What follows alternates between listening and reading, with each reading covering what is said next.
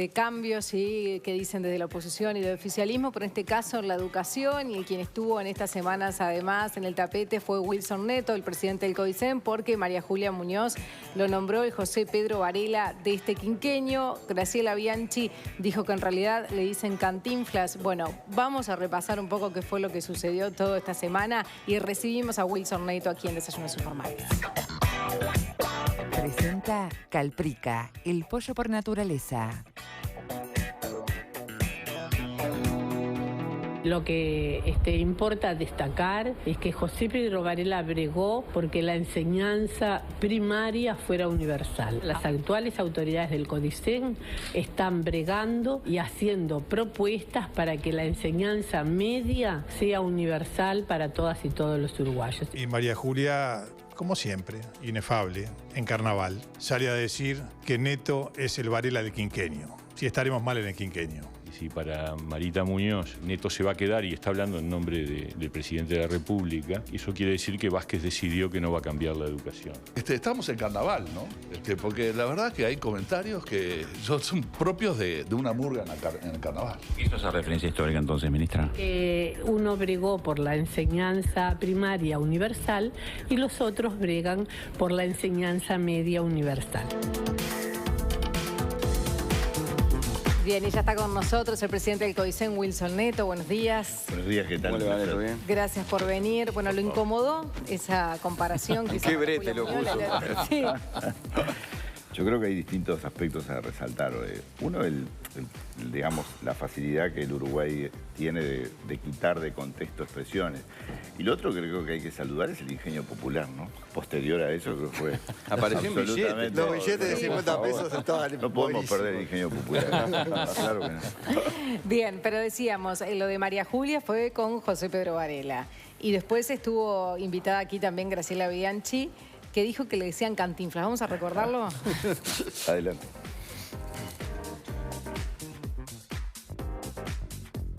Cuando lo nombraron director de la UTU, lo llamaste directamente. No, yo fui a la asunción del Consejo de Educación Secundaria. Yo no estaba designada todavía como prosecretaria. Nadie me había llamado para nada y yo fui como simple directora, como fui a todas las asunciones de todos los consejos, de todos los gobiernos. Y en ese acto me lo encuentro.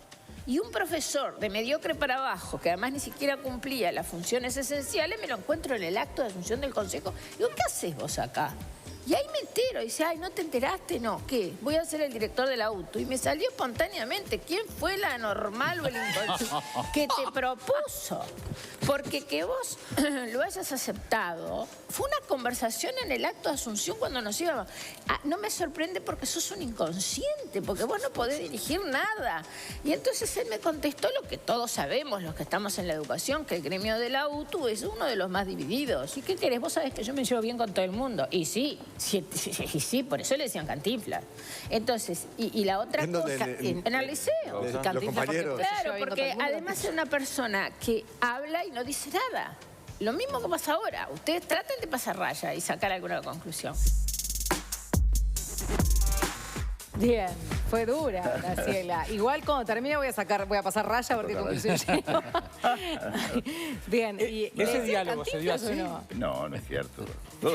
A ver, esto no es nuevo, ¿no? Digo, acá hay un conjunto de personas que no es de ahora, estamos hablando de las últimas 2 décadas, que han manejado la soberbia y la descalificación como una forma, de alguna manera, alternativa a la falta de argumentos, digo. Y realmente estaba totalmente alejado. Yo lo que de alguna manera me impresiona esa capacidad de construir realidades, casi que creérselas, ¿no? Y transmitirlas con una convicción.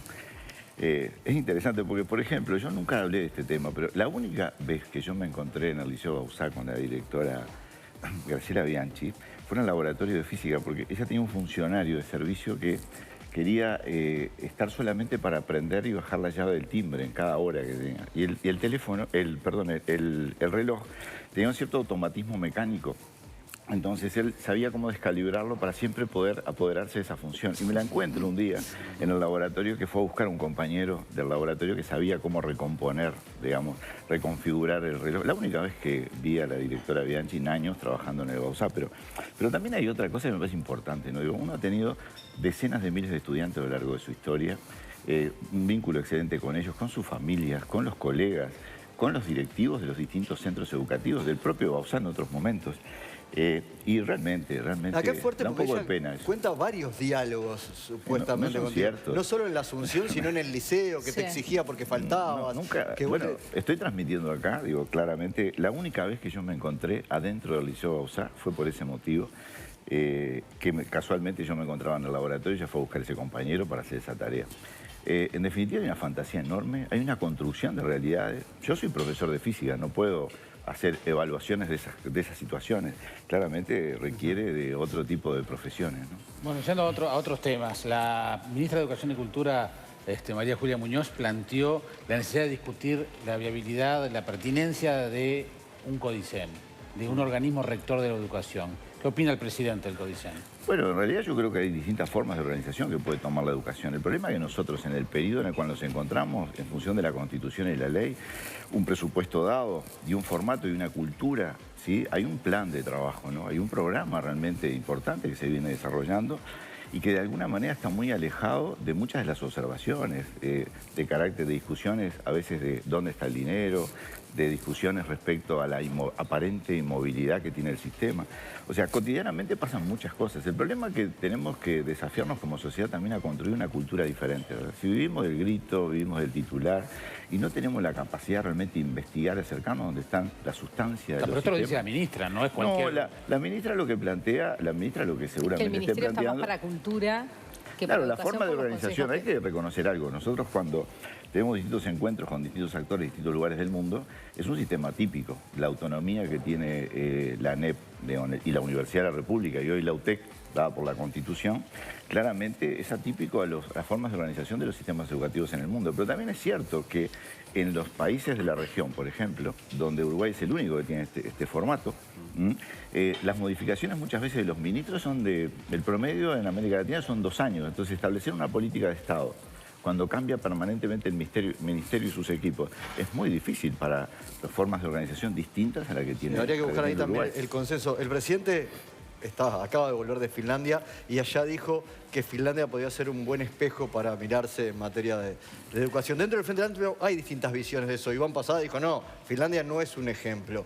¿Usted cómo lo ve? ¿Es un ejemplo? ¿Hay cosas trasladables? ¿Se está haciendo algo en Uruguay que se parezca a lo que se hace en Finlandia? Yo creo que hay un libro muy interesante por ahí, del 2011-13, ¿sí? El cambio educativo en Finlandia, de Pasi Salver, que creo que marca un poco, él hace la historia del inicio en los años 70 y ver cómo se fue Finlandia escapando de esas recetas, ¿no? De economía de mercado en el cual ingresaban los distintos países del mundo en términos de educación.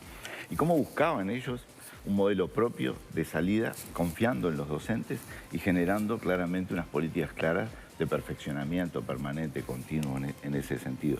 Nosotros hoy trabajamos con Finlandia. Nosotros este año tuvimos, de todos los centros urbanos de primaria y media, tuvimos un sexto de centros trabajando articuladamente componiendo con 6 países, 7 países, en algo que llamamos Red Global de Aprendizaje. Está Finlandia, está Canadá, está Nueva Zelanda, está Australia, está Estados Unidos.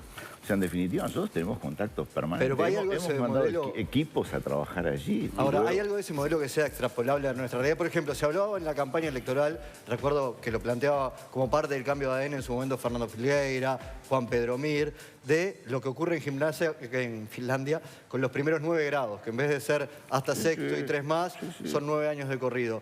¿Puede ir nuestra educación hacia un cambio de ese tipo o no está previsto ni...? Yo creo que lo relevante es el enfoque, ¿no? O sea, hay principios que están dados en el trabajo colaborativo, en la solidaridad, en buscar en equipo abordar proyectos y problemas que tiene la sociedad. Yo creo que además también la mitad de los estudiantes finlandeses tienen algún tipo de acompañamiento para poder avanzar en ese periodo. O sea, nosotros estamos iniciando ese proceso. La educación uruguaya fue, para algunos, la media, para algunos, ahora deseamos que sea, trabajamos que sea para todos, pero además muy uniforme, ¿no? No se respetaba la singularidad. Y ahí lo que se ha avanzado en todas estas décadas de trabajo es avanzar en la singularidad y poner apoyos con precisión desde el punto de vista profesional de acompañamiento al desarrollo, acompañar el desarrollo socioemocional, biológico, a través del impacto, claro, en aprendizaje que tiene que tener la educación. En ese camino nosotros claramente hoy nos encontramos. Ahora, Neto, si es importante tomar como espejo Finlandia y tiene claves para darnos, ¿por qué en esta gira Tabaré Vázquez no llevó a la ministra o usted? Nosotros ya venimos trabajando con Finlandia, por eso lo digo. Este año 2017 pero no hubiera sido importante estar allí cuando fue Vázquez. Un tercio, pero si nuestros equipos ya están participando, digo, un tercio de los centros educativos urbanos van a estar trabajando en esta red global de aprendizaje en este año 2017. ¿Ha hablado con la senadora Ivonne Pasada, que es de Ubuntu, la conoce muy bien, que ella no está nada de acuerdo con esto? Por supuesto, lo que pasa es que creo que un poco también se expresan las palabras del presidente. No se trata de trasladar, ¿sí?, un sistema educativo de un lugar y aplicarlo en otro. Este propio libro que se los recomiendo, inclusive puedo acercarles, ¿sí?, una copia, ¿sí?, de un ejemplar para que lo puedan estudiar y mirar con precisión. El mismo Paz y Salvi recomienda, ¿sí?, la inconveniencia, digamos, de poder trasladar, ¿sí?, un sistema educativo a otro país, con otra cultura, con otro contexto. Claro, o sea, pero eso era lo que buscaba Larrañaga, ¿o por qué Tabaré Vázquez fue tan duro en aquel momento cuando habló si ustedes estaban trabajando en realidad? Yo creo que no puedo abrir opinión en ese sentido, ¿no? Bien, para abrir opinión de un tema que la semana pasada estuvo en boga, ¿no?, que fue lo de los pitufos y el comunismo y toda esa cosa insólita del libro. Lo importante es que después de eso Primaria dispuso que se va a hacer como un relevamiento de todos los textos y se va a hacer como una especie de recomendación bibliográfica. ¿Esto es así tal cual o es algo que se viene haciendo o que se debe hacer desde antes? Se viene haciendo. Este libro inclusive estaba a diciembre, fue un equipo técnico que de nuevo nos dio el tiempo en las vacaciones para poder procesarlo y expresar su opinión a la administración. Yo creo que esto también tiene que ver con la cultura, porque sería muy bueno una comunicación con las autoridades ante una preocupación y usar los medios de comunicación para lanzar algo que claramente no tenía mucho sustento detrás, ¿verdad? Esto pasa cotidianamente. Yo creo que esa crónica roja que se establece en la educación hay que empezar a dejarla un poquito al costado. Si realmente queremos construir una sociedad basada en el respeto, en la solidaridad, en la responsabilidad, en la colaboración, yo creo que varias cosas tendrían que cambiar, no solo las que tenemos obligación de transformar, que necesitamos el sistema educativo, sino otros actores de la sociedad. De cómo comunican y ser más constructivos. Ahora, ha habido también titulares en los últimos días de esos que podrían entrar en la crónica roja, que uno dice, pero ¿cómo se compaginan con la universalización de la educación de la que la ministra tomaba para compararlo con Varela? Por ejemplo, 2.200 cupos en la auto que todavía no se sabe, que en realidad van a terminar siendo menos, pero que gente que no encuentra su carrera. Hay 57 liceos que pasa algo parecido, que no tienen cupos suficientes. ¿Por qué se dan todavía esas contradicciones? Yo creo que, mire, nosotros para iniciar las clases faltan 2 semanas, ¿verdad? Yo cuando escucho eso, ¿sabe lo que me pasa? Algunos elementos que son datos que los damos nosotros, esos datos los brindamos nosotros, porque estamos monitoreando, ¿sí?, prácticamente todos los días el avance de estas situaciones. A mí lo que me da pena realmente es cómo se descalifica el trabajo técnico de los equipos, por ejemplo, en secundaria, ¿no? Adscriptos, profesores, funcionarios administrativos, directores, inspectores, profesores. Nosotros estamos recorriendo el país y tenemos comunicación directa con ellos y vemos la calidad del trabajo que vienen desarrollando para poder sortear dificultades y apostar a este modelo, ¿verdad?, que realmente es una educación media para todos. ¿Pero esos 1.500 estudiantes van a poder empezar las clases? Pero por supuesto, estamos a 2 semanas de comienzo de clases. Miren, cuando se menciona, tenemos que resolver 500 situaciones y estamos hablando de que si hay más de 300.000 alumnos en la educación media, yo creo que no se valora la escala que tiene una pero yo pienso en cada uno de los 400 y pico que quiera hacer gastronomía, de los padres, no puede, cada uno de los 400 y pico que quiera hacer audiovisual. Que no se transforme en niní. Bueno, pero por ejemplo, a ver, vamos a separar, porque si no, claro, estamos todos también, nosotros también operamos al grito y creo que no contribuye. A ver, en esta inscripción anticipada que dio tanto que hablar en diciembre, que fue una ausencia de comunicación entre distintos actores y algunos tenían parte de la información y con esa parte de la información salieron a generar ciertas declaraciones que no tienen nada que ver con la realidad que tenemos en el país. ¿Quiénes son esos, los gremios docentes? Yo creo que varios actores. Yo creo que varios actores también a veces tienen que informarse más antes de poder opinar, ¿no? Pero, porque además están hablando del trabajo de sus propios compañeros. Acá estamos hablando de equipos técnicos que no son las autoridades políticas, son equipos técnicos siendo todos colegas, muy comprometidos que están trabajando en que las cosas transformen. Por ejemplo, este 9% de chiquilines que aún no han validado la inscripción, ¿verdad? Estos chiquilines no existían. El año anterior y de ahí hacia atrás no existían. No tenían la administración registros de su existencia. O sea, ahora con esta preinscripción sabemos dónde están, cuál es su domicilio, cuál es su situación, cuál es su historia escolar. Tenemos un 60% con una vulnerabilidad importante. Por supuesto que a partir de hoy los equipos, ¿sí?, a nivel departamental, junto con el MIDES y los gobiernos departamentales, van a estar visitando a las familias para poder estimular y reincorporarlos al lugar que tienen. Hay grupos que tienen algún número de estudiantes más allá de lo que se ha estimado como pertinente. Seguramente sí se van a abrir grupos nuevos en esta semana y en la próxima. Yo creo que para ver el estado de situación de comienzo de clase hay que esperar el comienzo de clase. Y a esto pero a esto se suma lo del alarma con ello. Pero, Neto, a esto se suma lo del sindicato del otro día, del viernes, diciendo que no se van a poder empezar las clases en muchos liceos por la situación edilicia. Es un tema de actitud, ¿no? Hay gente que trabajamos todos los días y tenemos una actitud positiva resolviendo problemas y otros que el primer informe que reciben y toman contacto, aparte de ahí, de alguna manera lo procesan como... Pero los edificios van a llegar a estar, porque el otro día había videos en las redes pero de miren, cuando llueve se inunda. Sí, pero miren, por ejemplo, hay un plan que nunca existió en el país, ¿sí? El plan de obras de la ANEP. Estamos hablando de que esta administración, y yo particularmente he dicho, este es el periodo en el cual van a quedar instaladas las condiciones para poder verdaderamente universar la educación media. No dije ya están dadas. ¿Pero y qué le responde al sindicato, lo que dijo el viernes el sindicato? En realidad yo prefiero trabajar en los ámbitos bipartitos, que para eso afortunadamente este país ha trabajado mucho en ellos, con la seriedad y la responsabilidad que corresponde. Digo, no puedo hacerme cargo de palabras de personas a nombre de distintos estamentos. Lo veo enojado con los sindicatos, igual más que en otro momento de repente. No, yo no estoy enojado. Yo estoy ocupado de los problemas claramente. Sí, este país se distrajo durante 50 años en términos de educación media. Estamos acelerando. Cuando hablamos de Finlandia empezaron en los años 70. Este proceso acelerado que nosotros estamos haciendo en estos tiempos. En definitiva, nosotros... Sí, los edificios están trabajando hace tiempo, algunos ya han quedado, pero ¿cuándo podrían terminar? Pero el problema es que en educación, con la política de mantenimiento no existía. Hoy existe. Claro. Planificación de dónde se necesitan edificios. Estamos hablando de 380 edificios en el periodo en el acumulado estos 10 años, 439 edificios en este periodo. O sea, cumplido el plan de obras, sí, queda un gran desafío que es la mejora del flujo de nuestros estudiantes, la disminución clara de ese problema endémico que tenemos, que es el rezago. Cómo nos desafiamos en nuevas estrategias para generar aprendizajes en una educación media que claramente debe ser para todos. Pero quiero ir a algo que me parece importante. El número de egresos más o menos es el mismo a nivel de la escuela pública. Este año, por ejemplo, que los padres tuvieron la libertad un poquito mayor para poder optar en función de las posibilidades reales que tiene el país, esa es la verdad. Bueno, en UTU, por ejemplo, en primer año de educación básica, se anotaron unos 6.200 alumnos el año pasado. Este año se anotaron 9.600, creció un 50%. Por tanto, eso también descomprime las aulas de secundaria en una población más o menos que es la misma. O sea, en definitiva, venimos trabajando en equipo, con UTU secundaria y con primaria. ¿Pero qué pasa con los de UTU que no tienen lugar? No, lo que pasa es que acá el problema es otro. Hay que ver un poco el mapa, hay que ver cuáles son las opciones. Por ejemplo, ustedes decían audiovisuales. Es una propuesta que tiene pocos años. ¿Saben cuántas propuestas nuevas hay en estos últimos 10 años en UTU que el país no conocía, no existían? También hay un problema de escala, de capacidades humanas para socializar conocimientos. Son áreas nuevas, no hay formación docente para todas estas áreas. Hay que tratar de trabajar con equipos que van acercándose y se van formando para poder ocuparse de esto.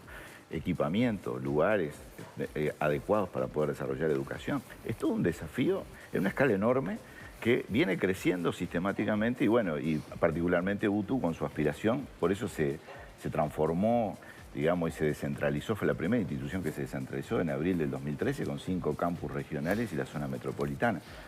Luego secundaria en diciembre del 2013 con las inspecciones coordinadoras regionales. Luego magisterio en febrero del 2014 con sus 4 inspecciones regionales centralizadas en Montevideo y hoy con 18 días radicadas en el interior del país. Eso nos ha permitido algo que me parece importante, si ustedes me lo permiten. Hoy existen comisiones departamentales descentralizadas de la ANEP donde están las autoridades máximas de cada consejo. Estamos estos días recorriendo, como siempre, y conversando con ellos. Y yo creo que sería muy bueno a ellos tomarles una entrevista. ¿Cómo ven la educación de su departamento? ¿Qué dificultades observan? ¿Qué cambios? ¿Qué mejoras han estado ocurriendo en estos años? En conjunto con los gobernantes departamentales. Nosotros con los señores intendentes de todo el país tenemos un vínculo fantástico y hemos trabajado de forma organizada y conjunta para poder de alguna manera generar más oportunidades de educación. Eso no le pongan ninguna duda. Por eso los invito, inviten a las comisiones, no a las autoridades políticas, a las comisiones centralizadas departamentales. Hay 17 en el interior, 3 en Canelones y 3 en Montevideo. Ellos le van a decir, desde su rol técnico, las dificultades que observan, los cambios que se están provocando, y es un proceso de descentralización nuevo. Digamos, esa educación centralizada del Uruguay la vamos dejando atrás y estamos hablando, ¿no? Abril 2013, diciembre 2013, febrero 2014, o sea, estamos hablando de ayer, no de las décadas que tiene el sistema educativo. Bien, Neto, muchísimas gracias por acompañarnos. A las órdenes y como siempre un placer y yo creo que sería muy bueno juntarnos todos y trabajar para esa cultura, ¿no? Una sociedad de respeto, una sociedad de diálogo una sociedad donde los argumentos académicos y técnicos estén sobre la mesa, no la barata descalificación, no cobrar al grito, porque en definitiva en las aulas los profesores y los maestros hacen un gran esfuerzo, pero ¿qué pasa con el resto de la sociedad, en los otros espacios que también conviven nuestros niños y nuestros jóvenes y la familia de nuestros niños y nuestros jóvenes? ¿Qué le ofrecemos? ¿Sí? En consonancia con lo que se exige, que claramente tiene que desarrollar el sistema educativo Bien, nacional. con esto último me quedo y paso raya, como había dicho. Gracias, Neto. A las órdenes. Momento de ver